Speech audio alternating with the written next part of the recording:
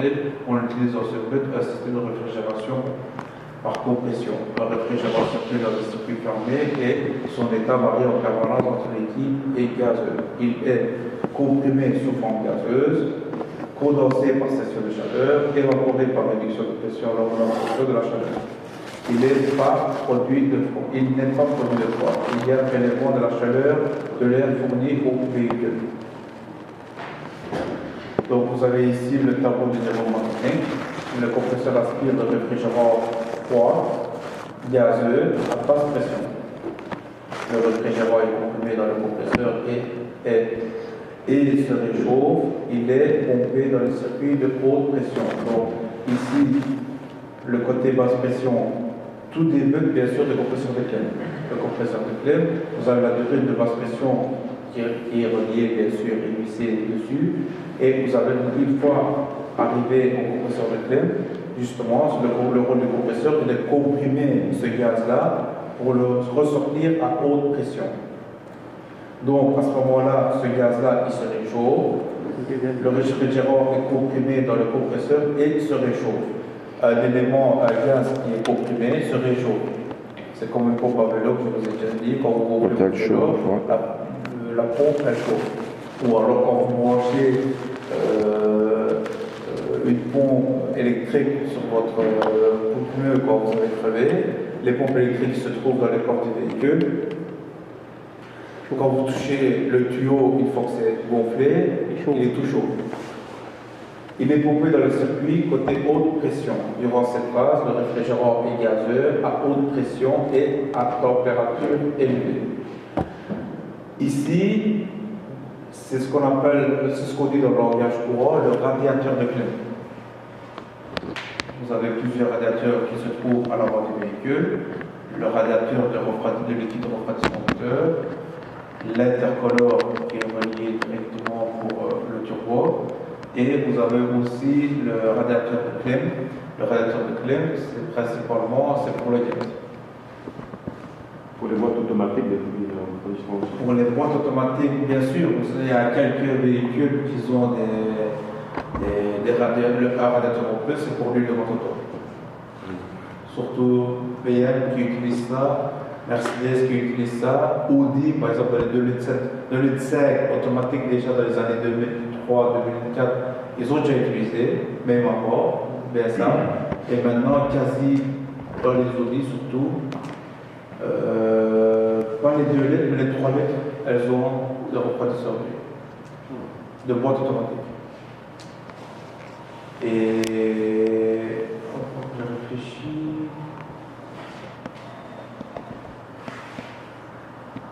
Mais je ne suis pas sûr. Je pense que dans les 2004,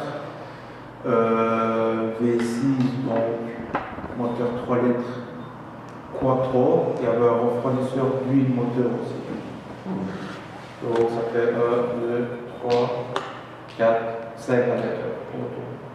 Mais il y en a même dans toutes les voitures maintenant, non? Pour le turbo, l'intercolore. L'intercolore, une fois que tu as le turbo, tu l'as automatiquement. Ah, ce que je veux Donc, dire, là, on parle du radiateur. Geoffrey, ce qu'il a voulu dire, c'est pour les radiateurs. Il y a des radiateurs pour refroidir l'huile de boîte automatique aussi. Ah, donc, ça fait 4. Et il y a certains modèles pour l'huile moteur aussi. Il y a un radiateur. Ça fait 5 radiateurs, certains modèles. La pipette, quand vous l'enlevez et que le pneu se dégonfle, la pipette, qu'est-ce qui se passe? Parce que parfois il y a même du givre qui commence à apparaître dessus. Donc un gaz qui est en détente, donc qui passe de la haute pression à la basse pression, refroidit.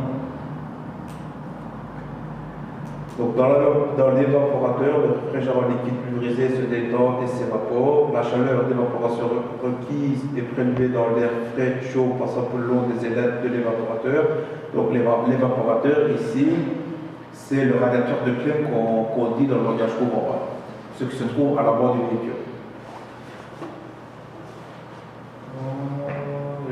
Donc la chaleur d'évaporation requise est prélevée dans l'air frais chaud passant le long des ailettes, l'évaporateur qui est refroidi. Donc l'évaporateur, le gaz comprimé qui arrive dedans, il est chaud, et le radiateur de clim, donc l'évaporateur, le refroidit. La température dans l'habitacle se rafraîchit durant cette phase de réfrigération à l'état de vapeur de basse pression. Ah, ici on est déjà à l'intérieur en fait. Dans l'habitacle, Oui, on est déjà dans l'habitacle. Ici, donc la première phase, ici, haute pression, le radiateur, il est, donc le gaz, il est refroidi, qui est à haute pression, parce qu'elle a chauffé via la compression qui est liée au compresseur de clim. Il passe par le radiateur de clim. Une fois qu'il est passé par le radiateur de clim, il passe dans le conducteur ici pour filtrer tous les impuretés qui se trouvent à l'intérieur. Et une fois qu'il est filtré, ça rentre dans l'habitacle. Et vous avez ici donc l'évaporateur qui va, c'est comme je vous ai dit, un clapet qui régule la pression. Donc de haute pression, elle va passer à la basse pression. Donc à ce niveau-ci, on prend l'exemple du pneu. Quand il se dégonfle, ça refroidit. Le liquide ici, il refroidit justement. Une fois qu'il y a une détente, c'est le passage de la haute pression à la basse pression. Et une fois qu'il est refroidi, ce radiateur-là se trouve à l'intérieur du tableau de bord. Et il y a ici donc des ventilos qui va créer un souffle pour récupérer ce froid du radiateur et pour le pulvériser dans l'habitacle. Donc c'est la deuxième. Donc c'est pour ça que le premier jour, j'avais pu faire une recherche, et ceux qui étaient un peu loin dans la recherche, j'avais dit de faire une petite recherche sur les transformations d'état, donc de l'état liquide à gazeux et de gazeux à liquide. Justement, c'est ce phénomène-là qui le crée. Donc, c'est le changement d'état du gaz qui provoque le froid.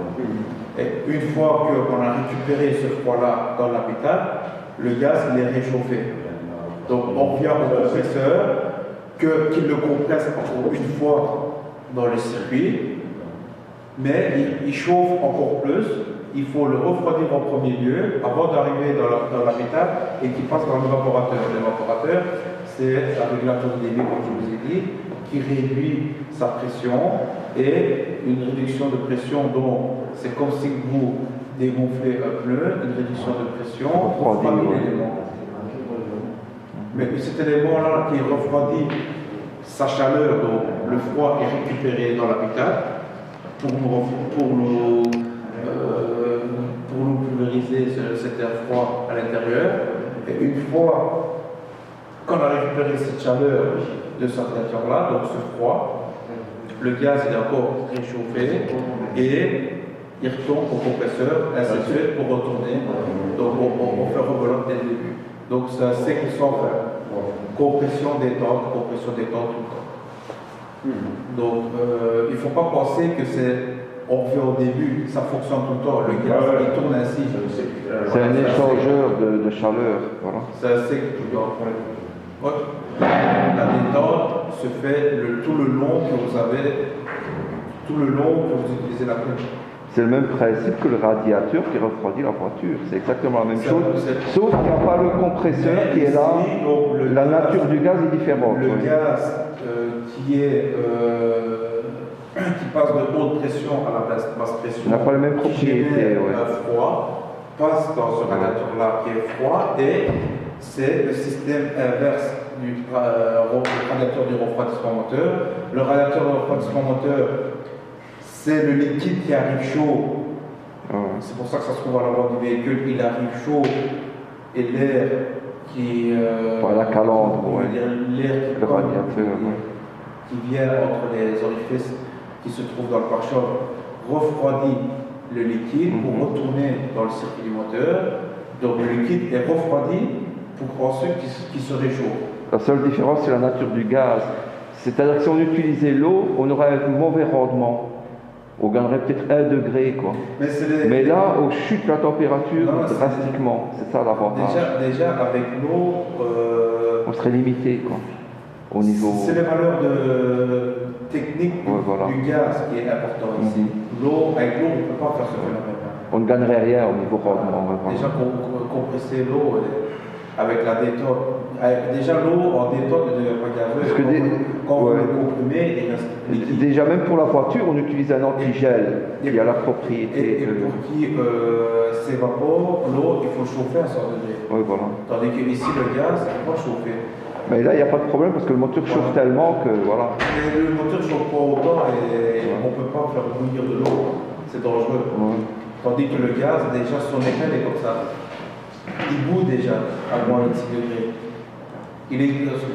Le fait de dire qu'il bout, ce qu'il faut comprendre là-dedans, c'est qu'il est gazeux. Il a perdu ses propriétés liquides. À moins 26 degrés, voilà. il est gazeux déjà. C'est ça qu'il faut comprendre. Et l'eau, pour le faire bouillir, 100 degrés. À 100 degrés. Tandis que le gaz, à moins 26 degrés, le gaz qu'on met à l'intérieur, il bout déjà à moins 26 degrés.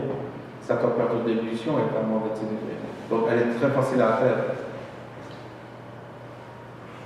C'est ça qu'il faut comprendre. Donc elle est très facile, c'est très facile d'avoir une détente. Donc il y a la nature du gaz plus le compresseur, c'est les deux trucs actifs. Sans ça, on n'aurait pas. Non. Donc les deux éléments principaux. C'est le compresseur et la nature du gaz. Le gaz réfrigérant. Le compresseur de voilà. Qui va le comprimer. Qui va faire tourner le bazar. Qui va comprimer, le refaire venir à l'état liquide. Et ici, vous avez la détente, l'évaporateur. Donc c'est un régulateur début, comme je vous ai dit. Que d'où la détente va faire en sorte qu'il passe de l'état liquide à l'état gazeux. Et à ce moment-là, changement d'état, la détente, elle fait quoi? La détente fait en sorte qu'il refroidit le gaz. Elle le refroidit avant de l'injecter dans l'habitat. Voilà. Elle va refroidir très vite. Et par contre, sur les vannes de génération diesel, il y a toujours un refroidissement des gaz. Il n'y a pas tout le temps, dans la première génération, il n'y en a pas eu. Et après, ils ont commencé à le mettre aussi dans les corrigères. Ouais.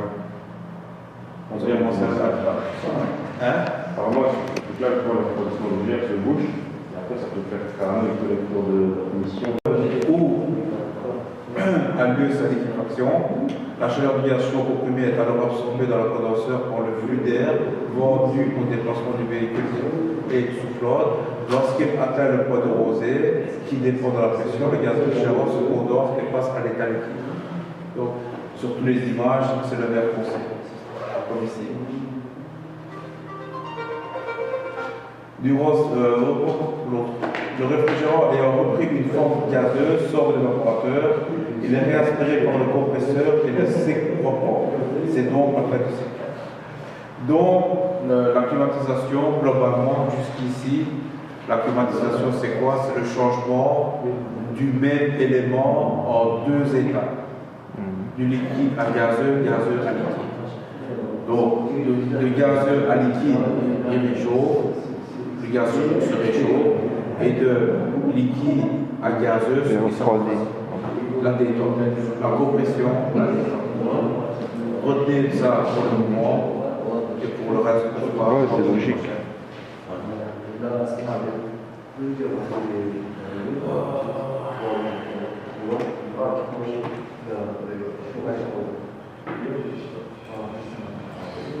On pourrait aussi voir le diagnostic, c'est-à-dire quand chaque élément tombe en panne, ce qui donne comme...